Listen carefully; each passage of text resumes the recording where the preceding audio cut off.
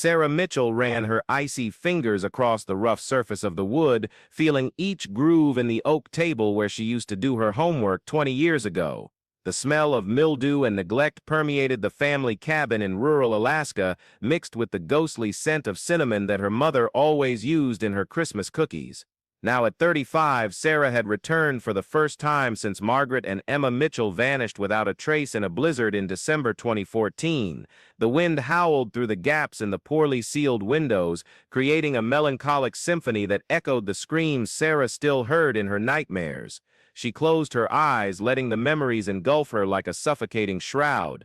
Margaret, her mother, had always been a woman of unwavering faith, but in the months leading up to the disappearance, something had changed. There was a new intensity in her blue eyes, an urgency that Sarah couldn't comprehend at the time. Emma, her younger sister, only 16 at the time, had become a silent shadow of herself, whispering strange prayers in languages Sarah didn't recognize. "They're alive," Sarah murmured to the emptiness of the cabin, her words condensing in the frigid air. "They have to be." The sound of tires crunching on packed snow made her head snap up. Through the frosted window, she saw a black Jeep slowly approaching, its headlights cutting through the premature darkness of the Alaskan winter. Sarah felt her heart accelerate, pumping adrenaline through her veins like melting ice. Who could know she was here? The cabin door creaked open, and a tall man with a grizzled beard entered unceremoniously, bringing with him the acrid smell of tobacco and stale sweat. Sarah immediately recognized Detective James Kowalski, the same man who had led the fruitless investigation a decade ago. "Sarah Mitchell," he said, removing his woolen cap to reveal a partially bald scalp. "Didn't expect to see you around these parts again." "Detective Kowalski." Sarah kept her voice steady, though she felt her hands tremble involuntarily.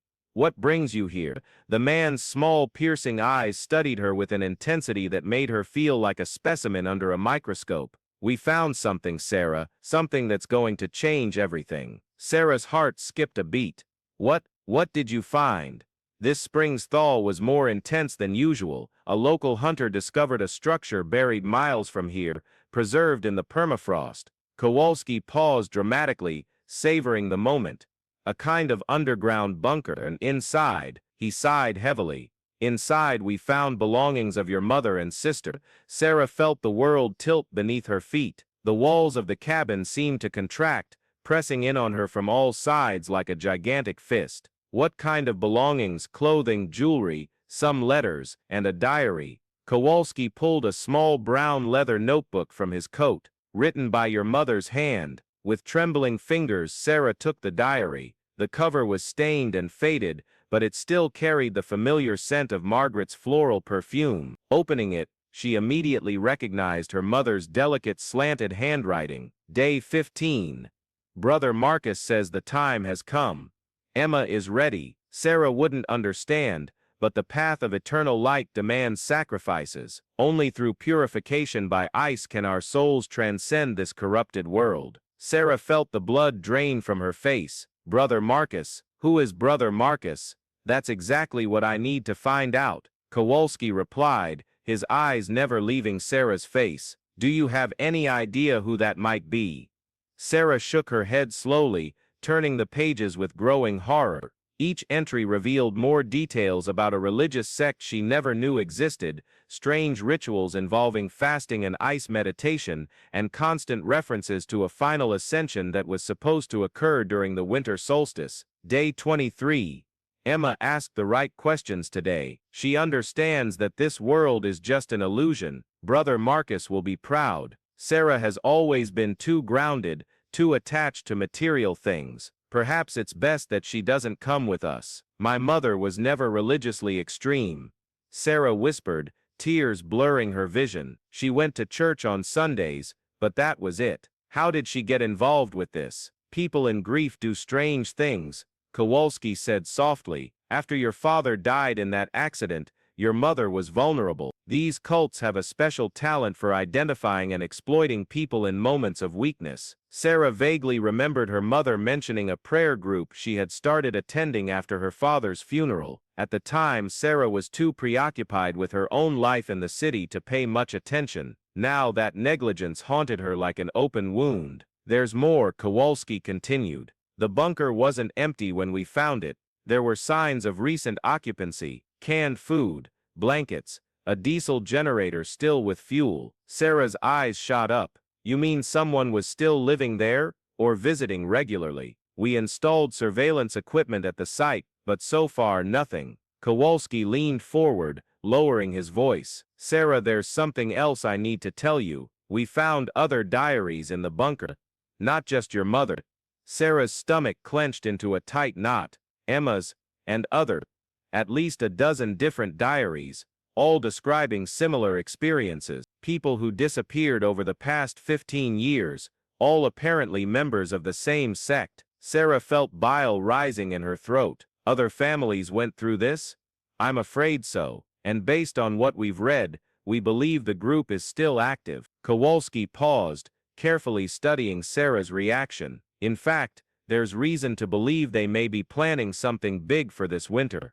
Another solstice is approaching. Sarah's hands shook violently. She felt as if she were being sucked into a black hole of horror and despair. Do you think my mother and Emma are still alive? It's possible. Their bodies were never recovered, and some of the more recent journal entries refer to elder sisters living in a state of perpetual purification. Detective Miller gently touched Sarah's arm. But Sarah, if they're alive, they may not be the people you knew. Sarah closed her eyes, feeling the crushing weight of guilt and regret. If she'd paid more attention, if she'd visited more often, if she'd noticed the signs, maybe she could have prevented this. Where is this bunker? She asked, her voice barely a whisper. Sarah, I know what you're thinking, but where is the bunker, Detective? Miller sighed heavily. About 12 miles north of here, near the old abandoned mine. But Sarah, you can't just, they're my family. Sarah interrupted, rising abruptly from the chair. I let them disappear once. I'm not going to let it happen again. The location is dangerous. We don't know how many people might be involved, or how desperate they might be. This needs a coordinated operation with proper equipment and 12 miles north of the mine, Sarah repeated, committing the information to memory. Thank you for telling me, Detective. Miller also stood, partially blocking the doorway. Sarah, please, let us do our job. If you go there alone, you could be walking right into a trap, and if I don't, I might lose them forever.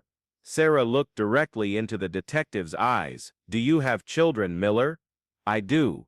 Then you understand. After Miller left, Sarah spent the night poring over old topographical maps she found in her father's study, planning her route to the mine. The wind howled outside, as if the very voice of Alaska was trying to dissuade her from her mission. At dawn, she packed her backpack with essentials, food, water, climbing gear, flashlights, extra clothes, and her father's .38 revolver, which she found locked in the cabin's safe. The cold metal of the gun in her hands made her tremble, not from the physical weight, but from the weight of the possibilities it represented. The trek across the frozen tundra was brutal. The biting wind cut through her clothing like invisible blades, and the deep snow made each step an exhausting battle. Sarah followed the GPS coordinates on her phone, silently praying the batteries would last long enough. After 4 hours of arduous hiking, she spotted the rusted structures of the old mine on the horizon. Abandoned machinery jutted from the snow like mechanical skeletons, casting menacing shadows against the gray sky. The silence was absolute, broken only by the sound of her own labored breathing and the crunch of snow under her feet. That's when she saw the footprints. Multiple boot tracks crisscrossed the snow, some clearly fresh. Sarah felt her heart accelerate again. Someone had been there recently. Following the clearest tracks, she made her way to an area where the snow appeared to have been artificially cleared, revealing a partially buried concrete structure. The bunker's entrance was a heavy metal door, painted army green but now peeling and corroded by time. It was slightly ajar. Sarah approached cautiously, pulling the revolver from her backpack. Her hands trembled from both cold and nerves, and she had to take several deep breaths to calm herself. The smell emanating from the opening was a nauseating mixture of mildew, burnt candles, and something she couldn't identify, but that made her think of decaying flesh. "Hello," she called softly. "Is anyone there?" Only the echo of her own voice answered, reverberating through the depths of the bunker like a ghost. Sarah switched on her most powerful flashlight and descended the concrete steps leading into the structure. The walls were bare concrete, stained with dampness, and decorated with strange symbols painted in dark red paint. Concentric circles, inverted crosses, and runes she didn't recognize created a hypnotic and disturbing pattern. The first room was a sort of common area, with metal bunk beds lined along the walls, and a long table in the center.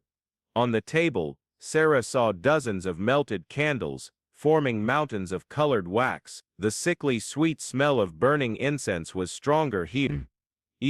On one of the walls, someone had painted the words, "Ice purifies, cold liberates," in large uneven lettering. Below the phrase, photographs were pinned with thumbtacks. Sarah approached with a racing heart. The photos showed dozens of different people, men and women of various ages, all wearing simple white clothes and smiling with a strangely vacant expression. In the center of the array, Sarah immediately recognized two familiar faces. Margaret and Emma Mitchell stared at the camera with those same empty smiles, their eyes gleaming with a feverish intensity Sarah had never seen before. Emma looked thinner than Sarah remembered, her facial bones more prominent, but unmistakably alive. "My God," Sarah whispered, her tears falling onto the dusty photograph. "You're alive." A soft noise behind her made her whirl around, pointing her flashlight and revolver simultaneously. At the entrance to the room, a tall, thin figure watched her silently. He was a middle-aged man with long graying hair, wearing white clothes identical to those in the photographs. His eyes were a piercing, feverish blue. "Sarah Mitchell," he said in a surprisingly soft and melodious voice. "I was expecting you." "Who are you?" Sarah asked, keeping the gun pointed at him. "I am Brother Marcus," he replied with a serene smile, "spiritual leader of this blessed community. Your mother spoke of you often."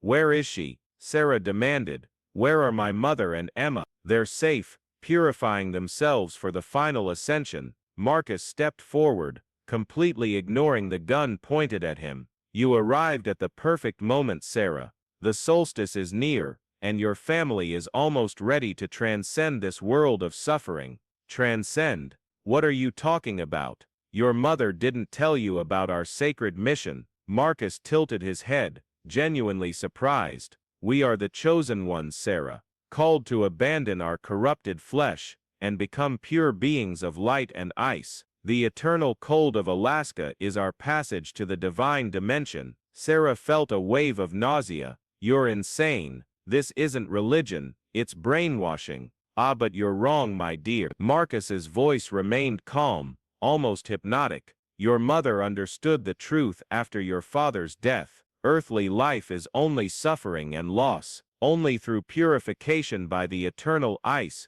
can we find true peace. Take me to them," Sarah ordered, her voice trembling with rage and despair. "Now." Marcus smiled wider. "Of course. They'll be so happy to see you, especially Emma. She always asked when you'd join us." He turned and began walking deeper into the bunker. Sarah followed cautiously, her flashlight illuminating narrow corridors branching in several directions. The walls were covered with more symbols and handwritten phrases. "Flesh is weakness. Ice is eternity. Ascension through the cold." Marcus stopped before a heavy metal door with a small glass window. "They're in here," he said softly, preparing for the final ritual. Sarah shoved him aside and peered through the window. What she saw made her let out a muffled scream of horror. The room was an unheated, frigid cell, its walls coated in ice. In the center, two emaciated figures, clad only in tattered white robes, knelt in meditation. Their skin was blue from the extreme cold, and Sarah could see their breath condensing in the frozen air. "Margaret, Emma," she cried, pounding on the glass with her fist. One of the figures slowly raised her head. It was Emma, but so thin and pale that Sarah almost didn't recognize her. Her eyes, once bright and full of life, now held the same feverish, vacant gleam as in photographs. "Sarah," Emma whispered, her voice raspy and distant. You came for the Ascension, Emma. I came to get you out of here." Sarah yelled, trying to open the door. It was locked. "Marcus, open this door now." "I'm afraid that's not possible," Marcus said calmly. "The purification ritual has already begun. Interrupting it now would be disastrous for their souls." Sarah turned to him, the revolver trembling in her hands. "Open this door, or I'll shoot you." "You don't understand, my dear. They chose this path. Your mother embraced our truth after years of earthly suffering." Emma followed suit, as an obedient daughter should. Marcus showed no fear of the weapon. "They are finally at peace. At peace. They're freezing to death. They are freeing themselves from the prison of the flesh. In 3 days, when the solstice reaches its peak, their pure souls will ascend to join the other brothers and sisters who have already transcended." Sarah felt the world spin around her. "Others? How many people have you killed?" "Killed?" Marcus seemed genuinely offended. "I have liberated 37 precious souls over the years. Each one voluntarily chose the path of eternal purification. 37 people." Sarah thought of the families who never knew what happened to their loved ones, the children who grew up without parents, the parents who died without knowing the fate of their children. The rage she felt was so intense it nearly blinded her. "You're a murderer," she hissed. "I am a savior," Marcus corrected calmly. "And now it's your turn, Sarah. Your mother always knew you would one day understand. That's why she left clues, hoping you would eventually find your way to us." Sarah blinked, confused. "Clues? The diary the police found. Do you really believe that was by chance? Your mother knew the thaw would reveal it at the right moment. She wanted you to come." The realization hit Sarah like a punch to the stomach. It had all been planned. The diary, the bunker being discovered, Miller coming to her. Her mother had orchestrated her own disappearance, and Emma's, knowing Sarah would eventually follow in her footsteps. "No," Sarah murmured, "she wouldn't do that. A mother's love transcends death, my dear. Margaret knew you would never find true peace in the earthly world. Much like her, you carry the weight of loss and guilt. Your father, the distance it created between you, the negligence that allowed this tragedy to happen, all that suffering can end now." Marcus's words echoed Sarah's darkest thoughts, the self-criticisms that had plagued her for years. Maybe he was right. Maybe she was truly guilty. Maybe she deserved the same fate. On the other side of the door, Emma had approached the window. Her blue lips formed silent words. "Come with us, Sarah. There is no more pain here." Sarah looked into her younger sister's eyes and saw something that shocked her more than any horror she had witnessed. Emma seemed genuinely at peace. Despite the terrible physical condition, there was a serenity on her face that Sarah hadn't seen in years. "You can join them," Marcus continued, his voice now hypnotic and alluring. "The chamber next door is prepared for you. The process is painless after the first few days. The mind frees itself first, followed by the body. It's transcendent." Sarah felt herself being pulled by an invisible current. The promise of peace, of an end to the pain, of reunion with her family, was almost irresistible. Her fingers began to loosen their grip on the revolver. Then she heard Margaret's voice, faint but clear, coming from inside the ice cell. "Sarah, run." Sarah blinked, snapping back to reality. Her mother wasn't in a trance like Emma. Margaret was struggling, fighting against whatever they had done to her. "Run, Sarah," Margaret yelled, her voice raspy from the cold and disuse. "It's a trap. He drugs the water. People don't choose, they're forced." Marcus whirled toward the door, his mask of serenity finally slipping. "Shut up, old woman." Sarah saw her chance. While Marcus was distracted, she took a precise shot at his right knee. The man screamed and collapsed to the floor, clutching his bleeding leg. The keys, Sarah demanded, pointing the gun at his head. Where are the keys to the cells? You don't understand, Marcus groaned, blood seeping between his fingers. They'll die if they leave the cold now. Their bodies can't regulate their temperature anymore. The process has gone too far. Sarah felt her heart sink, but kept the gun steady. The keys. Marcus pointed a trembling hand to a ring of keys hanging on the wall. Sarah snatched them and unlocked the cell door. The cold that escaped the cell was brutal, like being hit by a wall of ice. Sarah rushed inside and knelt beside her mother. Margaret was semi-conscious, shivering violently. "Mom, it's me," Sarah whispered, removing her coat and wrapping it around the older woman's shoulders. "I'm getting you out of here." "Sarah," Margaret murmured, her lips nearly blue with cold. "I'm so sorry," he said you'd come willingly, that we'd be a family again. "It doesn't matter now," Sarah said, trying to lift her mother. "We need to get out of here."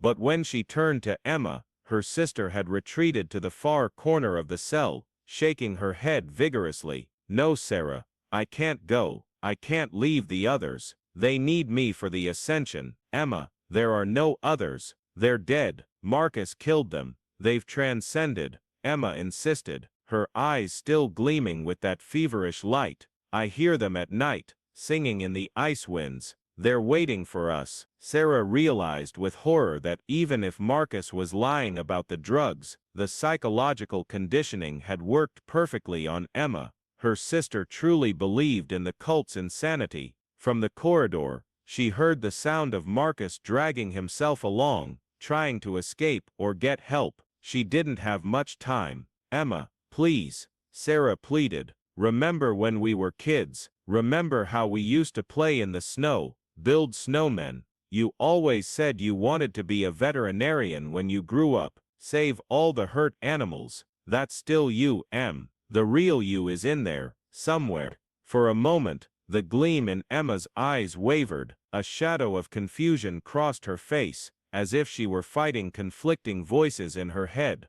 I remember," she whispered, "but that was before we understood the truth. The only truth is that I love you both more than anything in this world," Sarah said, extending her hand to Emma, "and I'm not letting some crazy killer take that away from me." Emma looked at Sarah's outstretched hand, then at Margaret collapsing in her older sister's arms. Slowly, very slowly, she began to move toward them. That's when they heard the sound of distant sirens echoing across the tundra. "The police," Sarah murmured. "Miller must have followed me." Marcus yelled from the corridor. Brothers, awaken. We are attacked by the unclean." Suddenly, other voices echoed through the bunker. Sarah realized with terror that Marcus wasn't alone. There were other cult members in the underground complex. "We need to go now," Sarah said urgently,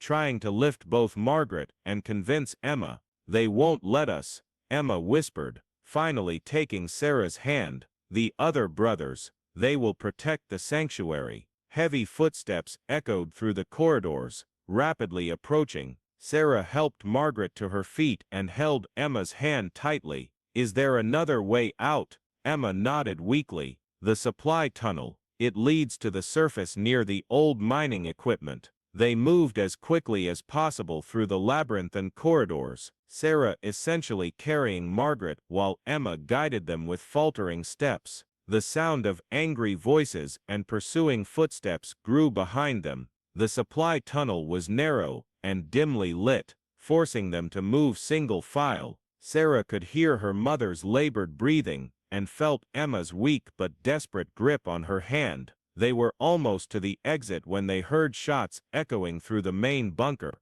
"The police are in," Sarah said. "We're going to make it." They emerged onto the surface near the abandoned mining machinery, just as Emma had said. The frigid Alaskan air had never felt so pure and invigorating. Sarah could see the flashing lights of police vehicles in the distance, converging on the main bunker entrance, but Margaret was collapsing. The thermal shock of leaving the extreme cold, was too much for her already frail body. She slumped into the snow, her breathing becoming shallow and irregular.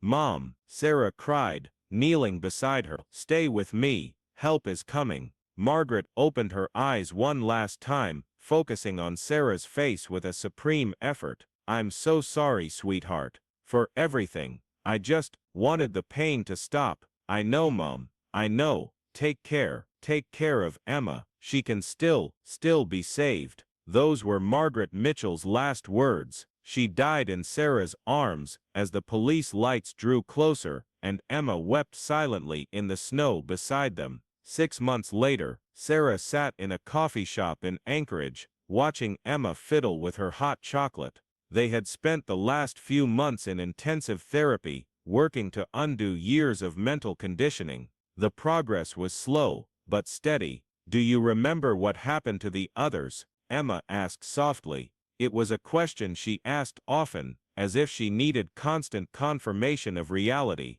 "Marcus and 6 other cult members were arrested," Sarah replied patiently. "They found evidence linking them to the other disappearances. The families will finally have some answers." Emma nodded slowly. "Sometimes I still hear them, you know, in the wind, singing." Sarah took her sister's hand. "I know you do, but now you know they're just memories, echoes of a nightmare that's over." "And you?" Emma asked, lifting her eyes to meet Sarah's. "Do you still blame yourself?" Sarah considered the question. The guilt was still there, probably always would be, but now it was tempered by